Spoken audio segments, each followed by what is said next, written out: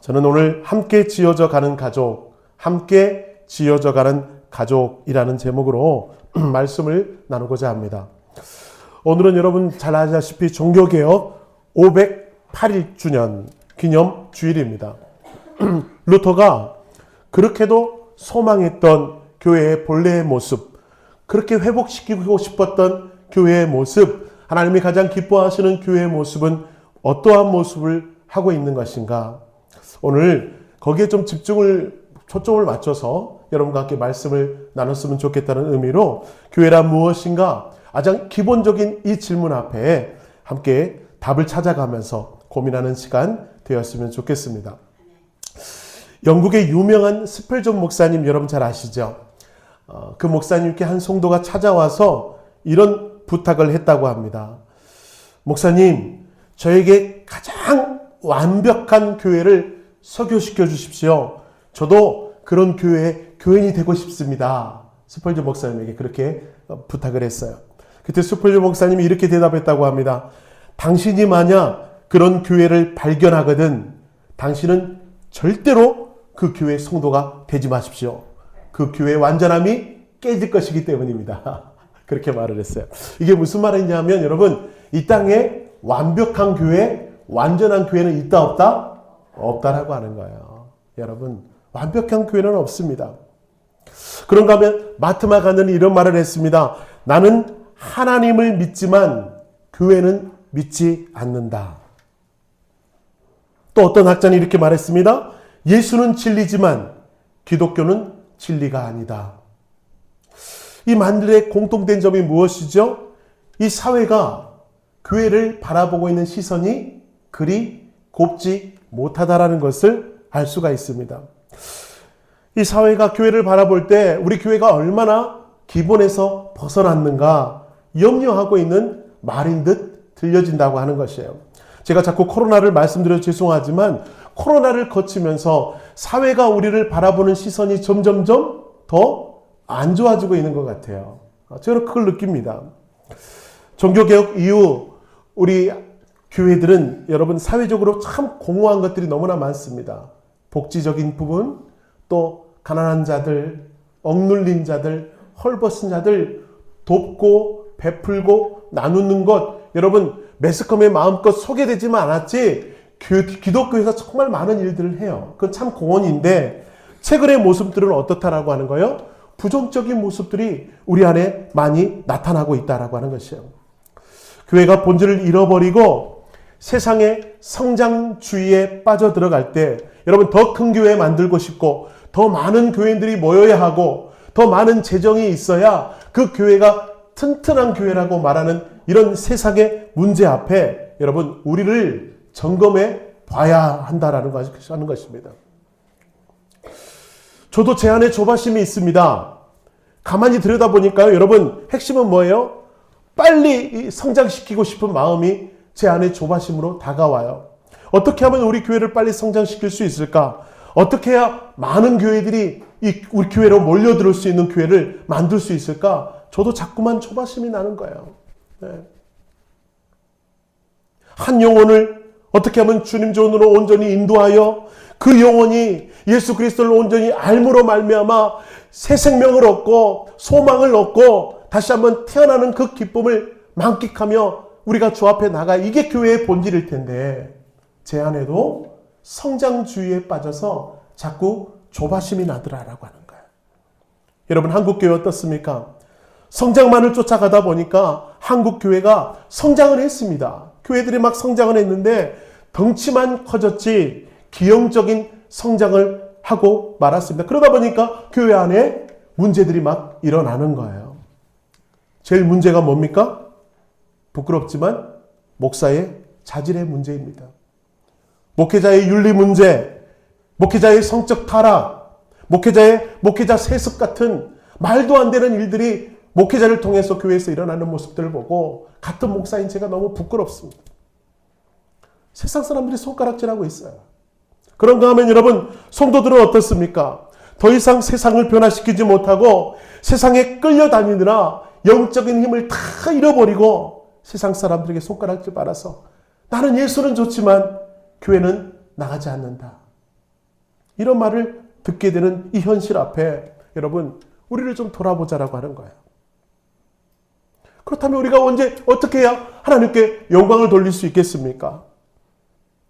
그것은 바로 주님께서 세우신 그 교회의 본질, 주님께서 우리 교회를 세우신 그 목적, 그 목적에 충실하고 다시 한번 우리를 점검하고 되짚어 볼 때 여러분, 그래야 하나님 앞에 영광 돌리는 교회가 될 수 있겠다라는 마음이에요. 교회의 본래의 모습은 어떻습니까? 여러분, 구원받은 성도들의 공동체가 교회라고 하는 거예요. 교회가 뭐라고요? 구원받은 성도들의 공동체. 세상 사람들이나 어떤 성도들도 그러더라고. 교회 그러면 건물인 줄 알아요. 양지중앙교회 그러면 이 빨간 벽돌의 교회 건물인 줄 아는데 건물이 아닙니다. 원래 교회의 본질적인 의미는 뭐라고요? 구원받은 성도들의 모임, 구원받은 성도들의 공동체가 바로 교회라고 하는 거예요. 다시 말씀드리면 여러분의 한 사람 한 사람이 교회예요. 우리는 무슨 교회입니까? 양지중앙교회. 내가 그렇다고 하는 것입니다. 건물이 아닙니다. 바로 우리입니다. 그래서 여러분, 교회가 물으신가 할 때마다 여러분, 양지중앙교회 어디 돌아서 어떻게 가고 어떻게 간다. 물론 그렇게도 설명할 수 있겠지만 누가 양지중앙교회 어디 있어요? 그럼 예, 제가 양지중앙교회 성도입니다. 제가 양지중앙교회입니다. 무엇이 궁금하시죠? 우리 교회에 대해서 알고 싶습니까? 그렇게 소개하면 그게 더 바람직한 소개일 수도 있겠습니다. 여러분, 우리는 모두 부름받았다고 하는 고백이라는 거예요. 여러분, 우리는 모두 이 자리에 어떻게 나와 있습니까? 부름받아 나와 있습니다. 목사님, 제가 제 발로 걸어 나왔는데 아니요. 그 발걸음까지도 인도하시고 그 발걸음까지도 사용하여 이 자리에 나오게 하신 것 누구의 손길이라고요? 주님의 손길입니다. 그러므로 이 교회라고 하는 것은 부름받았다고 하는 이 고백이 분명히 있어져야 한다라고 하는 것이요. 하나님의 선택받은 사람들의 모임, 하나님께서 이 많은 사람들 중에 특별히 여러분을 고르고 뽑으셔서 이 양지 지역에 양지중앙교회라는 이름으로 하나 되게 하신 주님의 뜻이 우리 안에 있다라고 한다면 여러분, 오늘 우리를 교회로 부르신 그 뜻이 무엇인지, 무엇을 위해서 부르셨는지, 교회가 무엇인지 오늘 함께 살펴보면서 은혜가 되는 그런 믿음의 식구들 되시길 축복합니다. 자, 첫 번째로요, 우리를 어떻게 부르셨습니까? 교회는 하나님 나라의 한 가족이다라고 하는 거예요. 한번 보여줄게요. 교회는 하나님 나라의 한 가족이다. 네. 형제님, 주무시면 안 됩니다. 집중하시오. 일본 다녀오셨더니, 또 일본에 계신 거. 일본 잘 계시죠? 네, 감사합니다. 자, PPT 넘겨주시고, 교회는 하나님 나라의 한, 눈빛을 보니까 일본에 가 있는 것 같아서 제가 걱정이 돼서 한 말씀 드렸습니다. 예, 하나님 나라의 한 가족이라는 거예요. 교회가 뭐라고요? 따라합시다. 하나님 나라의 한 가족입니다. 그게 교회예요. 자, 정철이라고 하는 카피라이터가 쓴 인생의 목적어라는 책이 있습니다. 인생의 목적어. 거기서 2820명을 대상으로 인생의 가장 소중한 세 단어는 당신에게 무엇입니까? 라는 질문을 했대요. 자, 여러분에게서 가장 소중한 것은 무엇입니까? 한번 속으로 한번 답을 해보실까요? 내가 소중한 것은 무엇인가? 한번 떠올려보세요. 1위가 뭐예요? 사람들이 가족이래요. 가족. 2위가 뭡니까? 사랑이라는 단어. 또 3위는 놀랍게도 나라고 하는 거예요. 나 소중하죠. 그렇죠? 나를 버리고는 이 세상을 설명할 수가 없습니다. 나 중요하죠. 네 번째는 뭐죠? 엄마. 그리고 다섯 번째는 꿈. 1번부터 5번까지를 통틀어서 하나로 설명하면 뭐예요? 가족이에요. 그렇죠? 가족 안에 엄마가 계시고 가족 안에 사랑이 있고 그 가족 중심에 내가 있고 우리 가족은 꿈을 꿉니다. 이 한 단어로 함축하면 가족이라는 것입니다. 세상 사람들이 다 소중하게 생각하는 것은 가족입니다. 여러분, 가족은요, 가장 가깝고도 친밀한 관계입니다. 물론 가끔은 남보다도 못한 왼수 같은 사람들도 비록 있겠으나 여러분, 대부분의 가족들은 서로 헌신적이고 서로 희생적입니다. 힘들고 어려울 때 무조건적으로 기댈 수 있는 것이 가족이고요. 마음 놓고 내가 울 수 있는, 마음 놓고 내 마음을 털어놓을 수 있는 가족은 가족밖에 없어요. 관계는. 그 가족은 힘든 일상을 살아가게 하는 또 하나의 이유이기도 합니다. 그런데 여러분, 성경은 우리에게 뭐라고 말해요? 지금 우리가 품고 있는 가족 외에도 또 하나의 가족이 있다. 또 하나의 가족이 있다.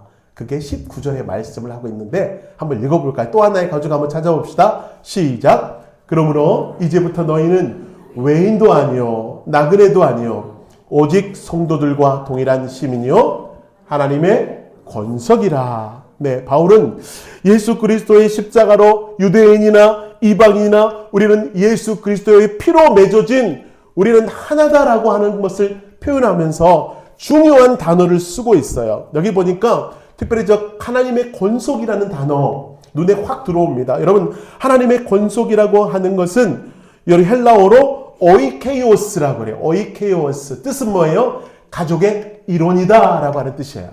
그러니까 여러분, 하나님의 권속이라고 하는 것은 한마디로 가족을 의미합니다. 그래서 여러분, 여기 앉아있는 여러분의 한 사람 한 사람이 우리는 가족 공동체라고 하는 거예요. 저는 특별히 양지중앙교회에서 그것을 절실하게 느낍니다. 얼마나 끈끈한지. 예배가 끝나도 집에 잘 돌아가지 않아요. 둘러 앉아서 2명, 3명 앉아서 막 도란도란 대화하고 얘기하는 것을 너무너무 좋아합니다. 그리고요, 누가 한 명 안 오면 얼마나 궁금해하는지, 이 사람 왜 안 왔대? 왜 안 왔대? 어떻게 안 왔대? 자꾸 저한테 물어보고 막 궁금해해요. 그래서 저는 우리가 가족 공동체이겠구나 하는 것을 이 오이케오스라는 말 속에서도, 여러분의 삶 속에서도 제가 경험한다고 하는 거예요. 일반적으로 세상 법에 의하면 가족은 남녀가 함께 만나 사랑을 하고 그 사랑의 결실로 자녀가 태어나야 온전한 공동체라고 말하고 한대요. 그래서 여러분, 가족 그러면 피로 맺어진 혈연 관계가 가족이라고 하는 것입니다. 그런데 여러분, 영적으로 볼 때도요, 교회가 하나님을 아빠, 아버지로 부르는 가족이라고 말할 수 있는 이유가 뭐예요? 교회가 피를 나눈 공동체라고 하는 거예요. 어떤 피를 나눴습니까? 아멘.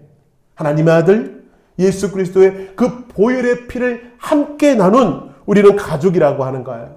그래서 생물학적으로는 우리는 혈액형이 있죠. A형, B형, 그렇죠? 그 다음에 A, B형, O형이 있습니다. 목사는 무슨 형일까요? 예? 맞춰보세요. 무슨 형?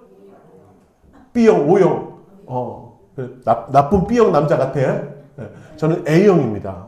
특별히 저는 더블 A, 트리플 더블 A, 겁나게 소심한 A형입니다. 저 함부로 저한테 무슨 말 던지지 마세요. 삐져요.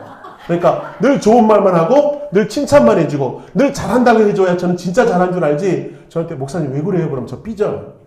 왜냐하면 트리플 A, A가 3개 달린 A형 남자입니다. 네. 여러분은 무슨 형입니까? 참 궁금하기도 해요. 근데 여러분, 영적으로 볼 때 우리는 어떤 형인가? 우리는 JC형이에요. JC형. Jesus Christ. JC형.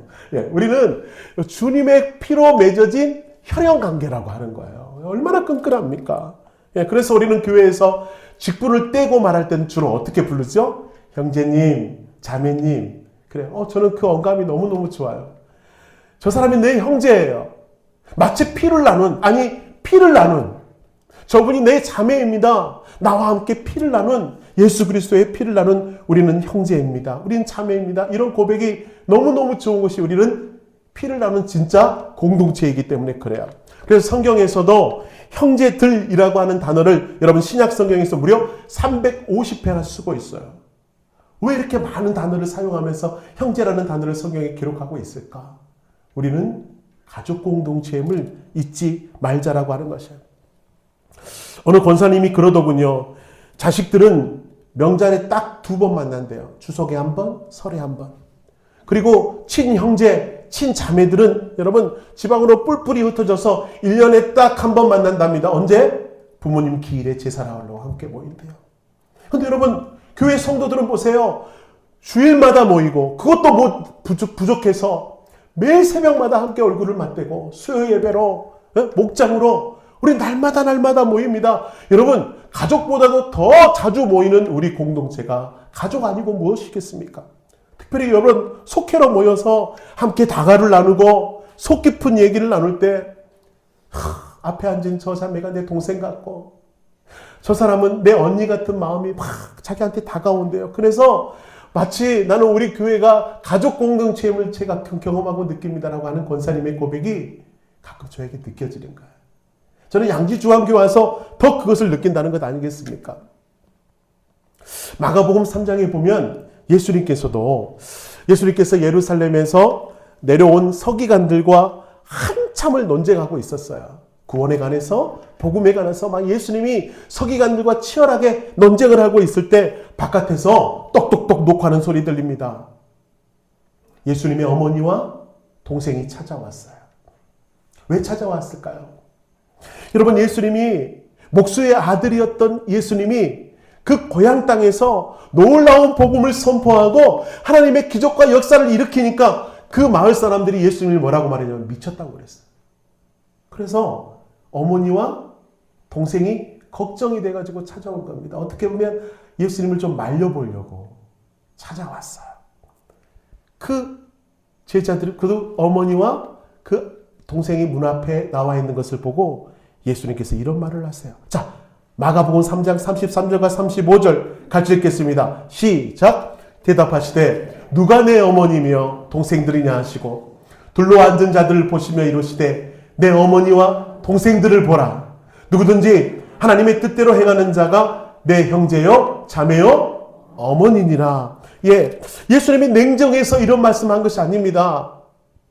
육신의 어머니와 육신의 동생을 무시하고 그들을 내치기 위해서 이런 말을 한 것이 아니라 저기 보세요. 둘러 앉은 자들을 보시면서 육적인 가족들도 있지만 지금 나와 함께 예수 그리스도의 복음에 하나 되어 있는 너희들이 가족이다. 진짜 가족이다. 영적인 가족, 결코 끊을 수 없는 가족이다라고 하는 예수님의 그 감동의 말씀이 오늘 여러분에게 들려주기를 축복합니다. 우린 가족이에요. 여러분, 어떤 가족? 천국까지 함께 갈 가족. 오메 지겨워라. 어느 권사님한테 물어봤어요. 아니, 왜 남편 자꾸 전도하지 않으세요? 그랬더니 아이고 목사님, 이 땅에서 함께 사는 것도 지겨워 죽겠는데 천국까지 함께 갈 건 생각하니까 깝깝해서 복음을 못 전하겠습니다. 여러분도 정말 그러시는 겁니까? 그러므로 가족이라고 하는 것이죠. 그러므로 여러분, 우리는 사랑이 바탕이 되어야 될 줄로 믿습니다. 복음서에서 예수님께서 교회라는 단어를 처음 사용하신 때가 있었습니다. 빌립보 가이사랴 지방에서 제자들과 대화하시면서 이렇게 말씀하셨죠. 너희는 나를 누구로 아느냐? 그때 시몬 베드로가 놀라운 고백을 하죠. 한번 같이 고백해 볼까요? 시작. 주는 그리스도시요 살아계신 하나님의 아들이십니다. 그 고백을 듣고 예수님이 감격해서 바요나 시몬아 내가 복이 있도다. 이걸 내게 알게 한 것은 혈육이 아니요 뭐다? 하늘에 계신 하나님 아버지께서 너를 통해서 알게 한 것이야. 내가 너를 통하여 교회를 세우겠다. 너무너무 흥분되고 기분이 좋으셔서 예수님께서 베드로라고 하는 이름 위에 교회를 세우겠다고 하는 놀라운 축복을 베드로에게 부어주셨어요.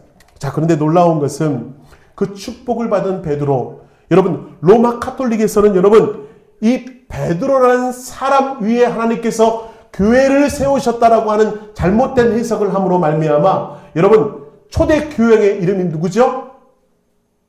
초대 교황 카톨릭에서 베드로입니다. 베드로를 로마의 카톨릭의 최초의 교황으로 그들은 여전히 믿고 알고 있어요. 여러분, 그런데 예수님께서 하신 저 말씀의 핵심은 뭐예요? 베드로라는 사람 위에 교회를 세우겠다고 하는 것이 아니라 중요한 건 뭐예요?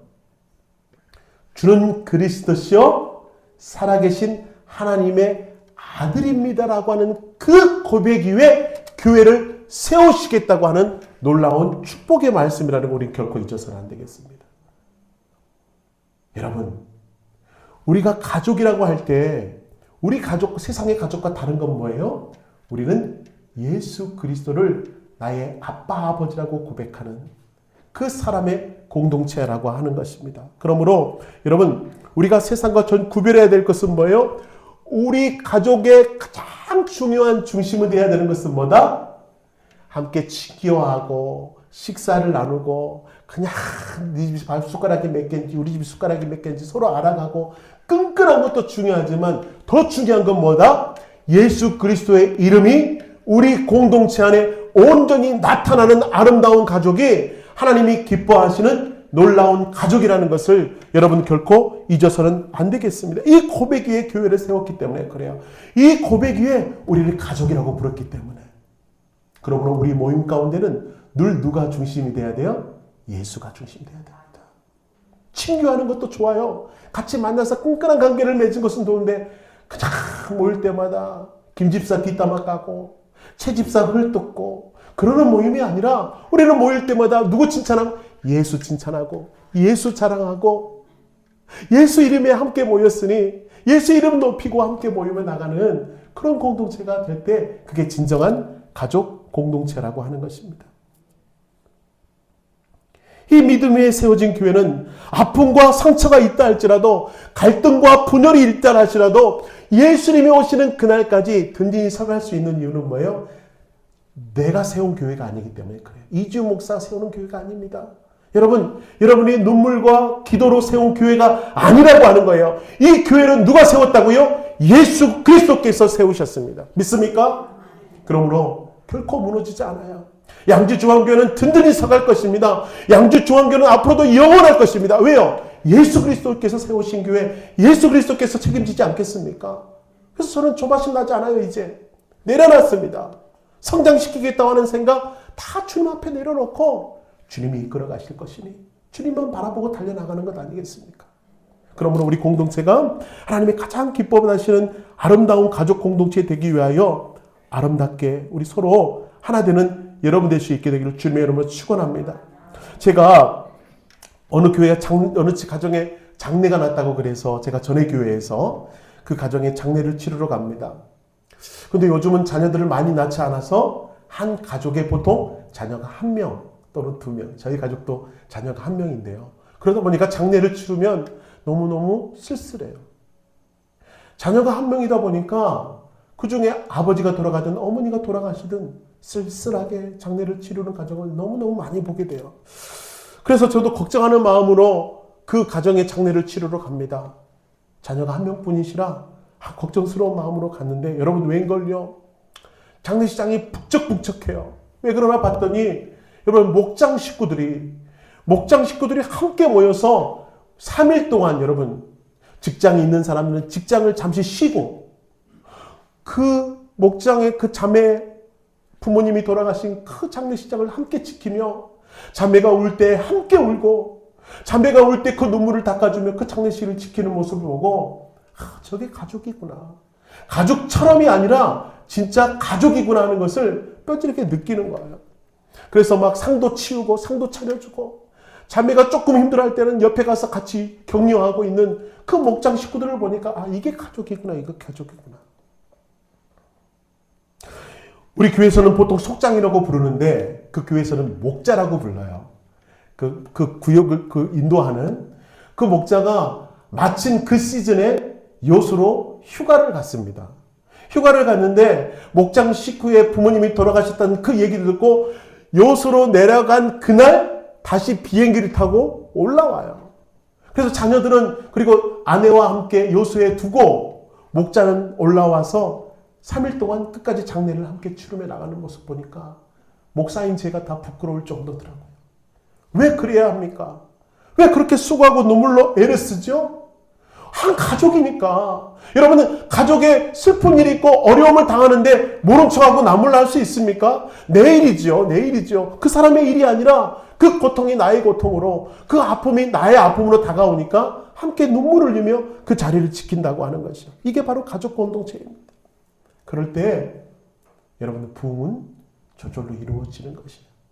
저는 우리 양주중앙교회가 더욱 가족 되시길 축원합니다. 진짜 가족 되시길 축원합니다. 가족처럼이 아니라 진짜 가족처럼. 우리 옆 사람 바라봅시다. 당신은 나의 가족입니다. 시작. 아니 부부끼리 그러지 말고 제발. 예? 김지영 권사님 옆에 앉은 분 아내 맞지요? 쳐다보면서 당신은 나의 가족. 뭡니까 그게? 아무런 감동 뒤돌아보면서 다시 한번 당신은 나의 가족입니다. 시작. 예, 그렇습니다. 당신은 우리의 가족입니다. 믿습니까? 이 끈끈한 사랑으로 하나 될 때 하나님의 기뻐하시는 이 공동체를 하나님 사용하실 줄로 믿습니다. 두 번째로 우리가 교회라고 할 때 그 교회는 무엇인가? 두 번째, 함께 지어져 가는 건물이다. 따라합시다. 함께 지어져 가는 건물입니다. 자, 21절과 22절 함께 읽겠습니다. 시작. 그의 안에서 건물마다 서로 연결하여 주 안에서 성전이 되어가고 너희도 성령 안에서 하나님이 거하실 초소가 되기 위하여 그리스도 예수 안에서 함께 지어져 가느니라. 할렐루야. 우리는 뭐라고 부릅니까? 건물이라고 불러요. 갑자기 사도 바울이 가족이란 말을 갑자기 하더니 화제를 확 바꿔서 건물이라는 얘기를 하고 있습니다. 하나님의 나라의 가족은 든든히 서가는 기초 위에 있어야 되는데 그 기초가 주님이라고 했고요. 그 주님의 기초 위에서 우리는 함께 지어져 가느니라. 제가 노란 글씨로 저렇게 크게 써놓은 것은 저게 너무너무 중요한 단어이기 때문에 그렇습니다. 여러분, 함께 지어져 간다라는 동사의 시제는 현재 완료형이 아닙니다. 저 단어를 가만히 보세요. 저 단어는 현재 진행형입니다. 맞습니까? 지어졌다라고 하는 것이 아니라 함께 오늘도 지어져 가느니라. 오늘도 지어져 가는 거예요. 우리는 완전하지 않습니다. 우리는 늘 공사 중입니다. 함께 지어져 가는 것입니다. 제가 양지중앙교회에서 지금 한 5개월 됐나요? 제일 많이 한 것이 무엇이었을까요? 공사. 방송공사, 미디어 공사, 무슨 공사. 지금 계속 뭐만 하고 있어요? 공사. 지난주에도 공사, 앞으로도 공사는 끝나지 않았습니다. 왜냐하면 보일러, 저 도시가스가 아직 준공이 안 떨어졌어요. 그래서 이것도 만져야 되고 저것도 아마 앞으로도 계속 공사만 할 것 같은 생각이 드는데 그렇습니다. 우리 교회는 이 건물이 계속해서 공사 중인 것처럼 여러분, 우리 한 사람 한 사람도 주님께서 우리를 뭘로 가족으로도 불러주셨지만 우리를 건축, 무슨 건물로 불렀어요. 성전으로 불러주셨는데 한 사람 한 사람이 지금 완성된 것이 아니고 계속해서 지어져 간다라고 하는 그 모습. 참 놀라운 이미지인데 또 하나의 이미지가 떠오릅니다. 여러분, 저는 공사 중 하면 떠오르는 건물이 있어요. 한번 사진 한번 보여주실래요? 예, 스페인 베르셀로나에 있는 사그라다 파밀리아라는 성당입니다. 이 사진으로 다 눈에 들어올라 모르겠습니다. 얼마나 웅장하고 아름다운지 저도 아직 가보지를 못했어요. 여러분, 너무너무 놀라운 성전입니다. 근데 이 성전이 특징이 뭐냐면 무려 140년 전에 착공하여 아직도 미완성인 성전입니다. 아직도 미완성이에요. 예정일은 2026년에 완공할지도 모르겠다는 추측을 하더라고요. 그것도 확실한 것이 아닙니다. 하여튼 계속 지어져 가고 있는 이 성당인데 여러분, 얼마나 화려하고 아름답던지 연간 500만 명이 이 성전을 찾아온대요. 여러분, 우리 열심히 개를 보여야 되겠죠? 예? 우리 열심히 개를 불어서 죽기 전에 저 성당 한번 가봐야 되겠죠? 예. 그래서 우리 김동석 권사님 개를 시작하시기 바라겠습니다. 우리 죽기 전에 저 성당을 밟아봐야 되겠습니다. 얼마나 화려하고 아름답든지. 저를 누가 지었냐면 여러분, 가우디라는 건축자가 지었어요. 그래서 기자들이 물어봅니다. 아니, 도대체 이 건물은 언제 완성되는 겁니까? 그때 가우디가 이런 말을 했어요. 나의 건축주께서 서두르지 않으십니다. 그래요. 건축주가 누구이라고 고백하는 거예요? 주님께서 이 성전을 건축하는 겁니다. 정말 그렇습니다. 이 건물은요, 카톨릭에서 돈을 받아 짓는 건물이 아닙니다. 어느 기부자들의 그 기부를 받아서 건물 짓는 것이 아니고 이 성전을 둘러보러 오는 사람들의 그렇죠, 입장료와 그 다음에 이 성전에서 예배할 때마다 나오는 헌금, 그 헌금을 모아서 되는 형편 되는 대로 조금씩 지어져 가고 있는 성전. 한마디로 성도들의 마음을 하나로 모아져서 한 발짝 내딛고 있는 성전입니다. 아직 공사 중입니다. 이 성전을 볼 때 저는 우리 공동체가 그런 공동체라고 하나님께서 말씀하시는 거예요. 여러분 한 사람 한 사람이 완벽해서 완벽한 우리 교회가 아니고 저도 아직 모난 부분이 있고 여러분들도 아직 모나고 날카로운 부분들이 있는데 그 부분들이 갈리고 깎이면서 우리가 하나 되어 지어져가는 건물, 바로 그것이 바로 교회라고 하는 것이에요. 여러분, 우리를 한 사람 한 사람을 벽돌로 부르셨습니다. 그런데 여러분, 그 벽돌이 벽돌과 벽돌 그대로 마주쳐 붙으면 건물이 완성이 될까요? 안 될까요? 무너져버리고 말아요. 벽돌과 벽돌을 이어주는 시멘트가 꼭 있어야 됩니다. 그 시멘트가 하는 역할은 무엇이죠? 벽돌과 벽돌을 붙잡아주고 벽돌과 벽돌가 하나가 될 수 있도록 잡아주는 역할을 시멘트가 한다고 하죠. 저는 오늘 그 시멘트가 누구냐면 바로 예수 그리스도 주님이시라고 믿습니다. 우리가 읽은 말씀에 눈에 띄는 단어들이 있는데요. 바로 자주 나오는 단어들이 있습니다. 제가 한번 읽어드리겠습니다. 그의 안에서, 주 안에서, 예수 안에서, 성령 안에서라는 단어가 자주 나와요. 자, 22절만 한번 볼까요? 22절만 봐도 여러분, 저 짧은 한 절에 두 번 반복되는 단어가 있어요. 같이 읽겠습니다. 시작. 너희도 성령 안에서 하나님이 거하실 초소가 되기 위하여 그리스도 예수 안에서 함께 지어져 가느니라. 왜 바울은 계속해서 그리스도 안에서, 주 안에서, 성령 안에서 그 말을 강조하면서 우리를 건축물이라고 말할까요? 여러분, 벽돌과 벽돌이 하나가 되기 위해서는 그 안에 시멘트가 있어야 되는 것처럼 성도와 성도가 맞부딪혀 놓으면 여러분, 우리는 연약한 존재이기 때문에 허물이 보일 수밖에 없고 싸울 수밖에 없고 다툼이 일어날 수밖에 없는 우리는 연약한 존재예요. 근데 여러분, 우리와 우리 사이에 누가 거할 때? 예수가 거하시고 성령이 거할 때 그래야 우리는 온전한 건물로 설 수 있다라고 하는 것입니다. 저는 이 말씀이 너무 은혜로워요. 여러분, 옆에 있는 지체가 오늘 비록 머리를 감지 않고 오는 것처럼 보여도 이 자매와 이 형제 여러분 무시하시면 안 됩니다. 이 형제와 이 자매를 위해서 예수님은 십자가에 못 박혀 이 자매를 위해서 죽으셨다고 하는 거예요. 이 형제를 위해서 죽으셨다고 하는 거예요. 그래서 여러분, 이 형제를 바라볼 때, 이 자매를 바라볼 때 어떠한 시선으로 바라봐야 돼요? 예수님의 시선으로 바라보는 겁니다. 예수님이 보시기에는 이 자매는요, 예수님이 죽을 만큼 사랑했던 사람이에요. 이 형제를 바라볼 때 예수님은요, 십자가에 못 박혀 죽을 만큼 그 형제를 사랑했던 그 형제인데 어떻게 제가 감히 그 형제를 무시하고 어떻게 감히 제가 그 예수님의 핏값으로 산 그 형제를 헐뜯고 죄를 찾아 꼬집어 나가겠냐라고 하는 거예요. 사랑할 수밖에 없어요. 사랑할 수밖에 없어요. 왜요? 주님이 그 형제를 위해 죽으셨기 때문에, 주님이 그 자매를 위해서 죽으셨기 때문에 그런 예수님의 시선 안에 머물 때 건축물은 우뚝 설 수가 있다라고 하는 것입니다. 예수 안에서, 성령 안에서만 가능하다라고 하는 거예요. 그래서 우리 교회가 필요한 건 뭐예요? 성령 충만. 성령 충만. 우리가 왜 기도해야 돼요? 내 눈으론 저 형제 도저히 사랑할 수가 없어. 나는 저 사람만 교회 안 다니면 살 것 같아. 난 저 사람이 있어서 너무너무 은혜가 안 돼. 그런 사람들이 의외로 교회에 많더라고요.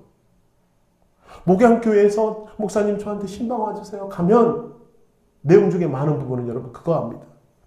나는 그 성도 때문에 죽을 것 같아요. 예배가 은혜가 안 돼요. 보는 순간 막 닭살이 돋는데요. 얼마나 꼴보기 싫냐. 아니 왜 그럴까? 왜 주 안에서 신앙생활 하는데 그렇게 원수같이 지낼까? 예수가 없기 때문에 그렇습니다. 성령이 거하시지 않기 때문에 그렇습니다.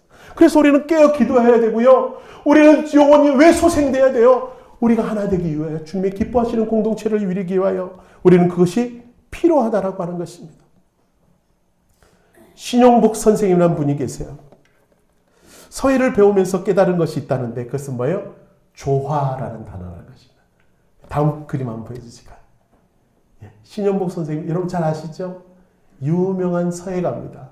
아름다운 글들을 써내려가요. 그런데 여러분 그가 글을 쓸 때마다 늘 깨닫는 것은 조화라는 거. 조화. 서로 간의 조화를 이루는 것이 너무너무 아름답다. 자, 글자를 쓰다가 잘못되면 여러분 서예의 특성상 고치고 다시 쓸 수 있어요? 없어요? 사랑은 연필로 쓰라고 하잖아요. 쓰고 지워버리면 되지만 붓은 한 획이 쫙 그어지면 결코 고칠 수가 없어요. 근데 여러분, 그들이 글을 써내려가는 특징이 있대요. 만약에 한 획을 그었는데 그 획이 약간 밑으로 쳐졌습니까? 그러면 다음 획을 약간 위로 올리면서 쓴대요.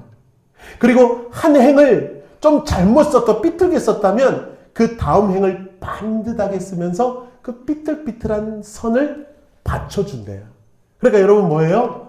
여러분, 이 아름다운 글씨가 이루어지기 위해서는 서로 도와주고 보완하고 협력해야 이 아름다운 글들이 이루어진다라고 하는, 이게 바로 조화라고 하는 것입니다.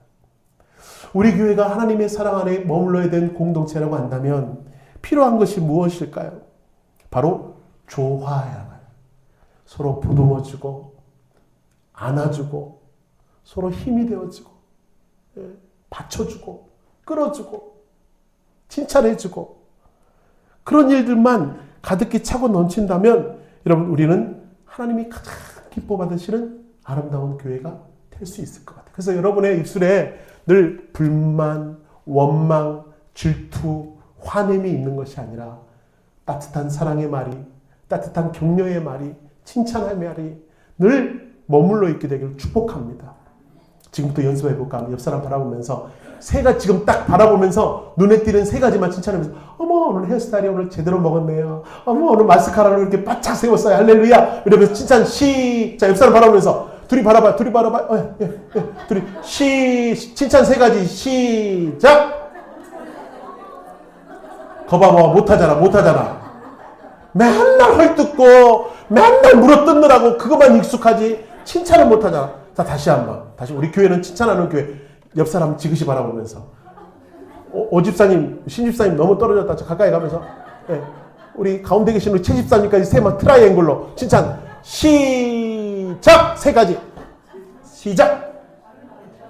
어쩜 그렇게 오늘 패션을 예쁘게 입고 오셨는지, 오늘 가을같이 빨간 옷 감사합니다. 뭐 칭찬. 네, 그렇습니다. 할렐루야.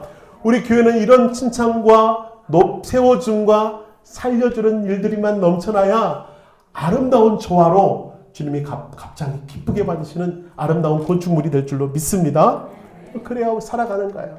그래야 하나님이 그 교회의 부흥도 일으키시고요. 그래야 그 교회를 하나님께 사용하시고요. 그래야 하나님께서 그 교회를 통하여서 놀라운 주님의 역사를 이루는 주님의 교회가 된다는 거 우리를 가슴에 새기면서, 여러분, 지금도 가족 같고 지금도 서로 잘 세워져가는 아름다운 공동체지만 앞으로도 더욱더 우리 교회가 소문나는 교회 됐으면 좋겠어요. 나도 저 교회의 교인 되고 싶다. 나도 저 교회 다니고 싶다. 그것은요, 우리가 좀 더 수고하고 애쓰는 노력 가운데 아름다운 조화를 이룰 때 아름다운 건축물로 사람들에게 빛나게 될 줄로 믿습니다. 그런 은혜를 바라면서 우리 이 시간 찬양하며 기도하십시다. 우리의 힘으로는 감당할 수 없습니다. 십자가의 은혜에 그러니까 가능합니다. 그래서 우리는 하나님께서 오늘 또 그 조화로운 십자가를 지겠냐라고 말씀할 때, 우리가 주가 물어보실 때, 제가 아름다운 신앙의 공동체를 이루기 위하여 십자가를 지며 주 앞에 달려나가겠습니다. 그렇게 고백하는 우리 성도 되기 위해 찬양하며 기도하십시다.